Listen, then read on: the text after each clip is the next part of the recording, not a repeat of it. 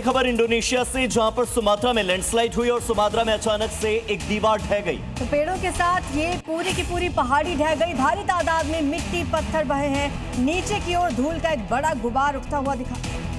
ये तस्वीरें social media पर भी चर्चा का विषय हैं। भारी तादाद में मिट्टी और पत्थर के जो टुकड़े हैं वो ऊपर से नीचे गिरे। पेड़ों के साथ पहाड़ी का एक बहुत बड़ा हिस्सा ढह गया इंडोनेशिया के सुमात्रा में। वैसे ही मूसलाधार बारिश और उसके बाद ये लैंडस्लाइड। तस्वीरों में आप देख सकते हैं कैसे ऊंची मिट्टी की दीवार जैसी पहाड़ी अचानक ढहने लगती है। पेड़ के साथ पहाड़ी की मिट्टी दहते हुए जमींदोज हो जाती है। वीडियो में साफ दिख रहा है कि भारी मात्रा में मिट्टी, पत्थर और धूल का गुबार नीचे की तरफ गिर रहा है, जिसके आसपास पेड़, खेत और घर मौजूद हैं।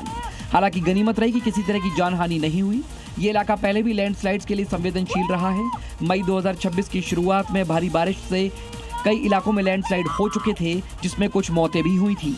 और इसी बीच अमेरिका के राष्ट्रपति डोनाल्ड ट्रंप ने ईरान को तीखी धमकी दी है। ट्रंप ने सोशल मीडिया पर पोस्ट किया और लिखा कि ये तूफान से पहले की शांति थी। डोनाल्ड ट्रंप कह रहे हैं कि अब तक जो आपने देखा वो तूफान से पहले की शांति भर थी, यानी कि अब एक्शन लेगा अमेरिका।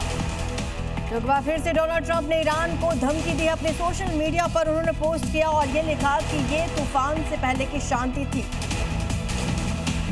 अब ईरान के खिलाफ बड़ा एक्शन लेने की तैयारी में अमेरिका, और लगातार डोनाल्ड ट्रंप की ओर से संकेत दिए जा रहे हैं। चीन के दौरे के बाद उन्हें शी जिनपिंग की ओर से भी हरी झंडी मिल चुकी है। इस बात का जिक्र डोनाल्ड ट्रंप ने अपने पिछले पोस्ट में किया था। वहीं ईरान का शांति प्रस्ताव ठुकराने के बाद अब हॉर्मुज स्ट्रेट पर खतरा और ज्यादा बढ़ गया है और इसकी वजह से इलाके में बड़ी संख्या में कार्गो शिप खड़ी दिखाई दी। अमेरिका और ईरान के बीच बातचीत किसी नतीजे पर ना पहुंचने से हॉर्मुज स्ट्रेट पर होने वाले ट्रेड से बुरा असर पड़ा है। हमले के खतरे को देखते हुए बिना सुरक्षा गारंटी की बड़ी संख्या में कार्गो शिप हॉर्मुज स्ट्रेट में आगे बढ़ने को खतरा समझ रहे हैं, क्योंकि अब तक हमले में कई जहाज डूब चुके हैं। इस वजह से हॉर्मुज में जहाजों का जमावड़ा लग गया है। जबकि दूसरी तरफ पेंटागन ने ईरान पर हमले के कई विकल्प तैयार किए हैं और अब अंतिम फैसला राष्ट्रपति डोनाल्ड ट्रंप को लेना है कि हमला कब करना है। पाकिस्तान के गृह मंत्री मोहसिन नकवी अचानक बिना किसी पहले के ऐलान के ईरान की राजधानी तेहरान पहुंच गए। ट्रंप के फिर से हमले की तैयारी के बीच नकवी का ये दौरा बेहद अहम माना जा रहा है, क्योंकि चीन से लौटते ही ट्रंप ने ईरान का शांति प्रस्ताव ठुकरा दिया और एक बार फिर ईरान पर बड़े हमले की तैयारी हो रही है। इससे घबराकर ईरान और पाकिस्तान ने मंत्रियों को काम पर लगा दिया है। पाकिस्तान इस समय अमेरिका के सामने अपनी साख बचाने और ट्रंप का भरोसा जीतने की पैंतरेबाजी में जुटा है। लेकिन अमेरिका इजराइल का स्टैंड क्लियर है, जब तक ईरान अपना यूरेनियम नहीं सौंपता तब तक इलाके में शांति कायम नहीं हो पाएगी।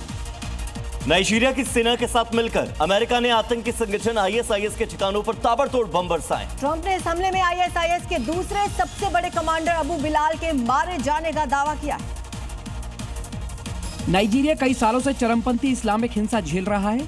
नाइजीरिया के उत्तर और पूर्वी इलाकों में बोको हरम और इस्लामिक स्टेट अफ्रीकी प्रोविंस जैसे खतरनाक आतंकी संगठन एक्टिव हैं, जो वेस्ट कल्चर के विरोध में साथ ही ईसाइयों को भी मार रहे हैं। अफ्रीका प्रोविंस आईएसआईएस में मुनी की दूसरे नंबर पर आता है, जो संगठन और फंडिंग संभालता है, जो लगातार अमेरिका और उसके विदेश में मौजूद हितों पर हमलों की योजना बना रहा था।